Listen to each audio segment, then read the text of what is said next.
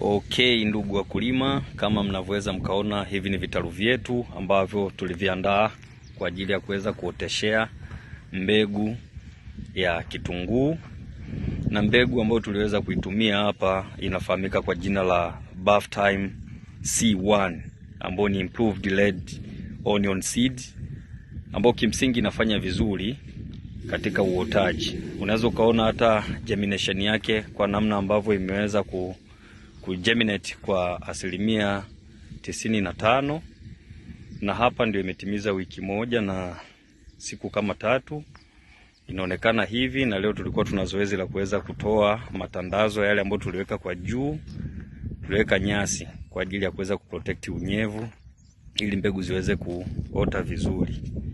Kwa hiyo kwa mahitaji ya mbegu bora za kilimo cha kitunguu, naweza ukatuona na tukaweza kukusaidia namna ya kuweza kuzipata.